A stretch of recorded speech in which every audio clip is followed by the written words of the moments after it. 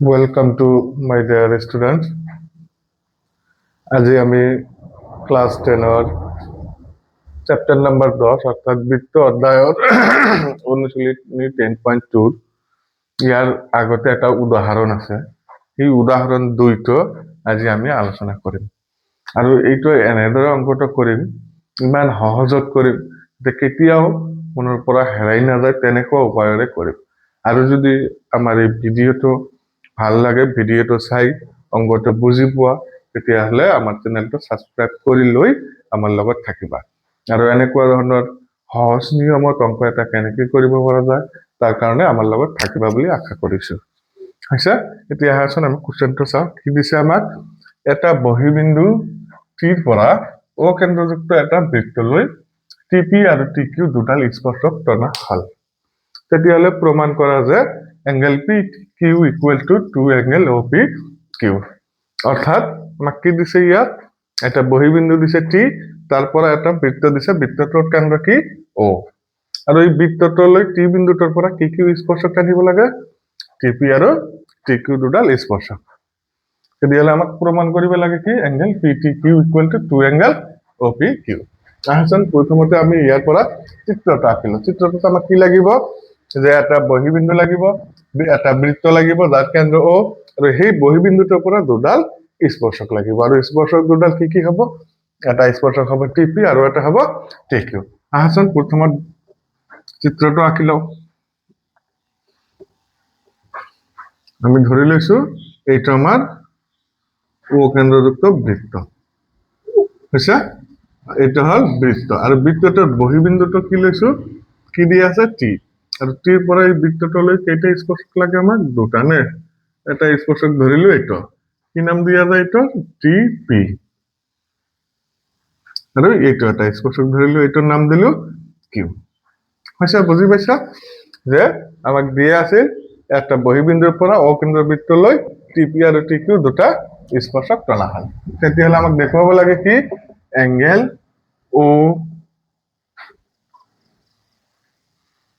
OPQ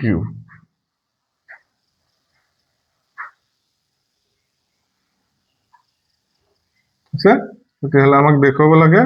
angle OPQ অৰ্থাৎ এই কোণটোৰ 2 গুণ কাৰ সমান এই কোণটোৰ সমান হৈছে বুজি পাইছা নিশ্চয় কি দেখুৱাব লাগিব এই কোণটোৰ 2 গুণ এইটোৰ সমান হয় এটা আমাক দেখুৱাব লাগিব প্ৰথমত আমাক কি দিয়া আছে লিখি লও given T বহিবিন্দুৰ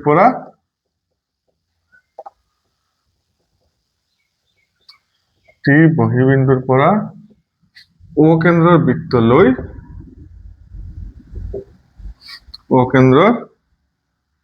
বৃত্তলৈ TP আৰু TQ দুডাল স্পৰ্শক TQ দুডাল কি দি আছে দুডাল স্পৰ্শক নে হৈছে আমাক দিয়া আছে কি T বহিবিন্দুৰ পৰা O কেন্দ্ৰৰ বৃত্তলৈ T বহিবিন্দুটোৰ পৰা O কেন্দ্ৰৰ বৃত্তলৈ TP আৰু TQ কি দুডাল স্পৰ্শক আৰু সেই কাৰণে আমি ইয়াত কি পাম উপপাদ্য 3.2 মতে যে TP equal to কি পালো TQ আচ্ছা বুজিছা এইখিনি যে যেহেতু বহিবিন্দু T তাৰ পৰা বৃত্তটোলৈ TP আৰু TQ দুডাল স্পৰ্শক এই কাৰণে আমি কি পাম যে TP equal to TQ কিয় এই দুটা সমান হয় কাৰণ আমি জানো বহিবিন্দুৰ পৰা বৃত্তলৈ টনা স্পৰ্শকবোৰৰ দৈৰ্ঘ্য সমান হয় সেই কাৰণে কি হল TP equal to TQ কাৰণটো লিখি দিম যেহেতু বহিবিন্দুৰ পৰা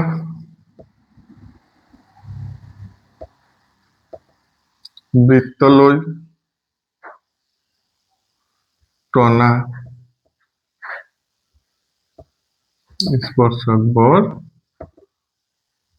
সমান হয়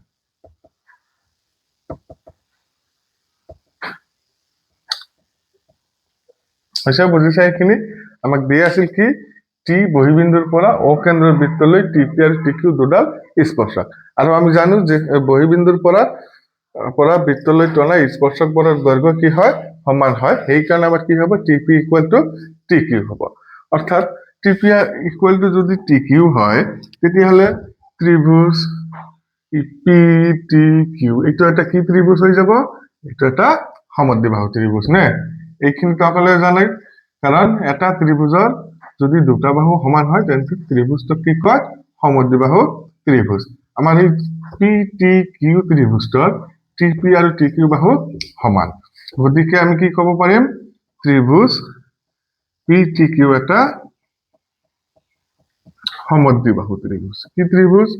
সমদ্বিবাহু ত্ৰিভুজ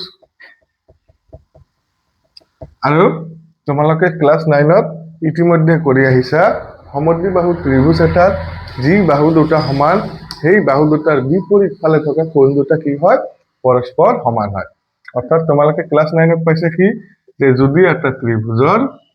দুটা বাহু সমান হয় তেতিয়াহ'লে যি বাহু দুটা সমান যেনেকৈ ইয়াত এইটো বাহু আৰু এইটো বাহু সমান হয় যি বাহু দুটা সমান হয় সেই বাহু দুটাৰ বিপৰীত ফালে থকা কোণ অর্থাৎ টিপি বাহুর বিপরীত ফালে থাকা কোণ পি টিকিউ বাহুর বিপরীত ফালে থাকা কোণ এইটো এই কোণ দুটা কি হয়ে যাব সমান হ'ব অর্থাৎ কি পাম যে এই কোণটোৰ নাম কি দিয়া যায় টিপি কিউ এঙ্গেল টিপি কিউ ইকুয়াল টু এঙ্গেল কোণটো লিখা যায় টি কিউ পি এটা একটা নাম দিয়া এক তেতিয়াহ'লে বুজিছা এইখিনি যেহেতু আমাক কি দি আছিল টি বহিবিন্দুৰ পৰা অ কেন্দ্ৰৰ বৃত্তলৈ টিপি আৰু টিকিউ দুডাল স্পৰ্শক সেইকাৰণে কি টিপি ইকুৱেল টু টিকিউ কাৰণটো কি যে বহিবিন্দুৰ পৰা বৃত্তলৈ টনা স্পৰ্শক বৰ সমান হয় অৰ্থাৎ এই ত্ৰিভুজৰ পি টি কিউ ত্ৰিভুজৰ টিপি আৰু টিকিউ বাহু সমান আৰু যি বাহু দুটা সমান হয় তাৰ বিপৰীত ফালে থকা কোণ দুটা সমান হয় অৰ্থাৎ এইটো কোণ আৰু এইটো কোণ সমান হয় এই কোণটোৰ নাম দিছো টি পি কিউ আৰু এইটো কোণৰ নাম দিছো টি কিউ এই কোণ দুটা সমান আৰু এইটোৰ নাম ৰাখিছো কি আমি এক আকৌ আমি জানো যেহেতু স্পৰ্শ বিন্দুত টনা ব্যাসাৰ্ধ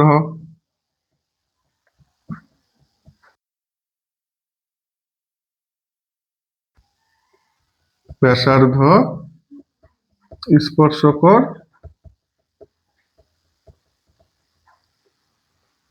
কি হয়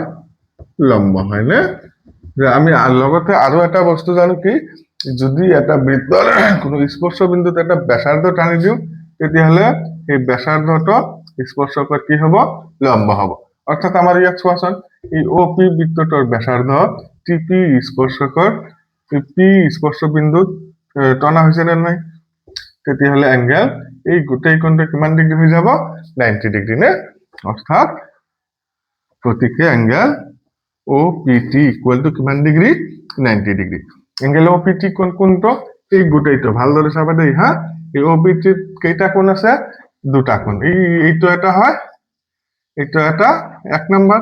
আৰু এইটো এটা দুটা এই দুটা মিলি কি কোণ সৃষ্টি হৈছে OPT হৈছে মনত থাকিব যেহেতু স্পৰ্শ বিন্দুত টনা ব্যাসাৰ্ধ সদায় স্পৰ্শকৰ কি হয় লম্ব সেই কাৰণে এংগেল OPT কোণটো কিমান ডিগ্ৰী 90 ডিগ্ৰী অৰ্থাৎ এই OPT কোণত আকৌ কেইটা কোণ আছে চাবা 1 আৰু কিমান আছে 1 2 তাৰমানে OPT ঠাইত আমি কি লিখিব পাৰো এই 1 কোণটো অৰ্থাৎ এই কোণটোৰ নাম কি দিব পাৰো এংগেল OPQ প্লাস কোণটো হ'ব এই কোণটো নে এই 2 নম্বৰ কোণটো 2 নম্বৰ কোণটোৰ নাম আমি কি দি লৈছো TPQ plus angle TPQ equal to কিমান হয় 90 ডিগ্ৰী এইটো এটা নাম দি ৰাখিলো 2 হৈছে বুজিছা এইখিনি যে বৃত্তটোৰ বহিবিন্দু দি আছে তাৰপৰে টিপি আৰু টিকিউ দুডাল স্পৰ্শক সেইখানে টিপি আৰু টিকিউ কি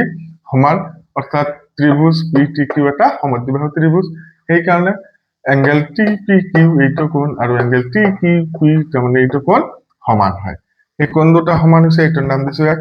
আকৌ আমি জানো যেহেতু এটা বৃত্তৰ স্পৰ্শ বিন্দুত টনা ব্যাসাৰ্ধ স্পৰ্শকৰ লম্ব গতিকে এংগেল OPT টো কিমান ডিগ্ৰী হয় 90 ডিগ্ৰী আৰু এংগেল OPT এই এংগেল OPT কোণটো এই PQ ৰেখাডালে সেই কোণটোক দুটা ভাগত ভাগ কৰিছে এটা ভাগ কি OPQ আৰু আনটো ভাগ TPQ অৰ্থাৎ এই OPQ আৰু TPQ এই দুটা প্লাস কৰিলে কাৰ সমান হ'ব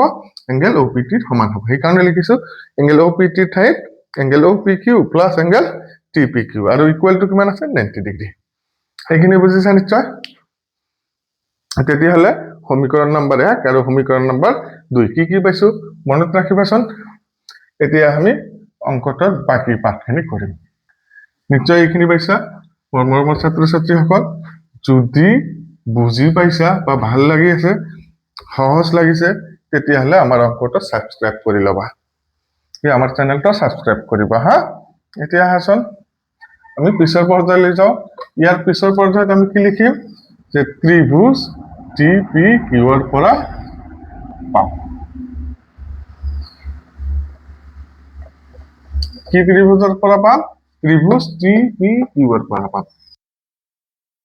আমি কি পাব পাৰো বেছি কি পাম ইয়াৰ কোণ তিনিটাৰ যোগফল কিমান ডিগ্ৰী হয় 180 ডিগ্ৰী অৰ্থাৎ এই TPQ ত্ৰিভুজৰ কোণ তিনিটা এইটো এটা কোণ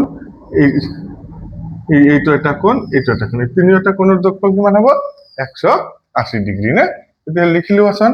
প্ৰথমে টি কোণটো লিখো টি কোণটোৰ নাম কি দিয়া যায় PTQ angle PTQ plus angle এই কোণটোৰ নাম কি দিয়া যাব এই যেটো এইখিনিৰ নাম কি দিয়া যায় angle TPQ angle TPQ plus angle এটা TQP না TQP ইকুয়াল টু কিমান হৈ যাব 180 ডিগ্ৰী বুজি পাইছা এইখিনি যে যেহেতু PTQ এটা ত্ৰিভুজ গতিকে তিনিটা কোণ এইটো এটা এই যে এইটো এটা মানে অকল 2 নম্বৰ কোণটো আৰু এই কোণটো এই তিনিটা মিলি কিমান 180 ডিগ্ৰী এতিয়া চোৱাচোন আমি PTQ ৰ মানটো পোৱা নাই TPQ আৰু এই TQP কোণটো কাৰ সমান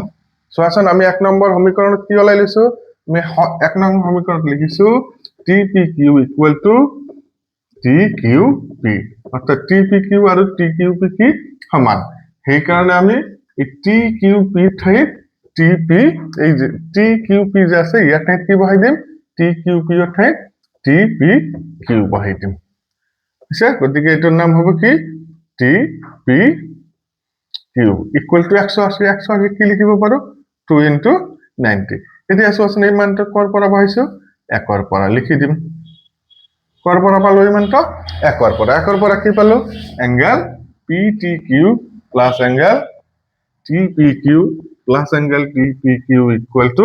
2 * 90 চোৱাচোন কি থাকিল এংগেল PTQ এংগেল TPQ কেইটা হল TPQ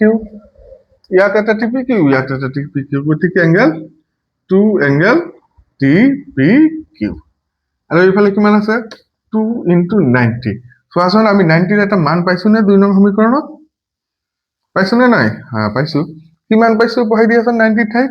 90 ঠাইত এংগেল OPQ প্লাস এংগেল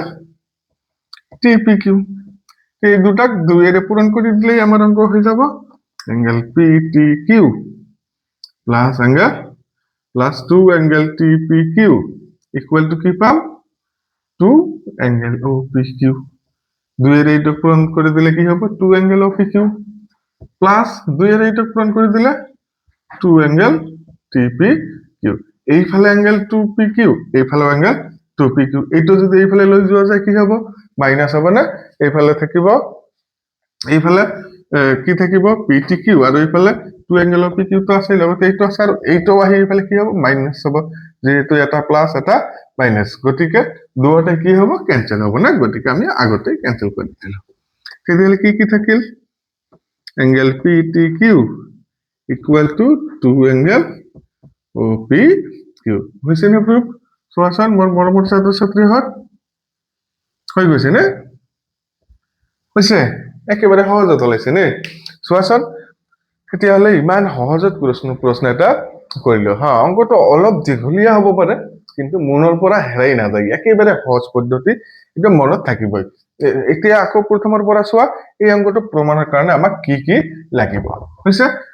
বুজি পাইছা নিশ্চয় আৰু যদি বুজিছা তেতিয়াহলে আমাৰ চেনেলটো সাবস্ক্ৰাইব কৰি লব হা এতিয়া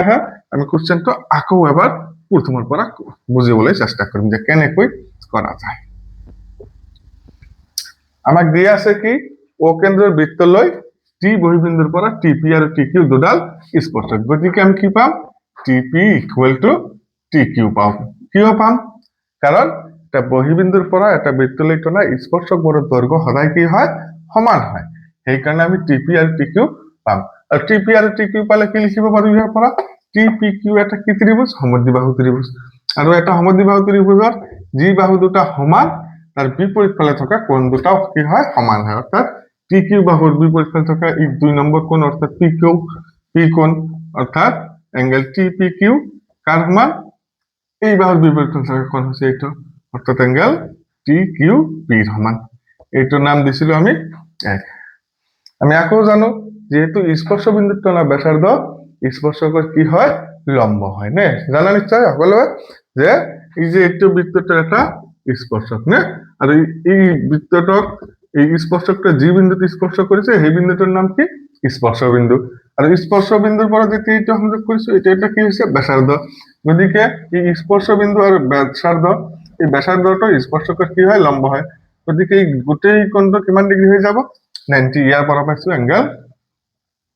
OPT ইকুৱেল টু কিমান ডিগ্ৰী পাইছো 90 এতিয়া আমি এংগেল OPT টো যদি ভালদৰে চাও কি পাম OPT ৰ ভিতৰত OPT কোণটো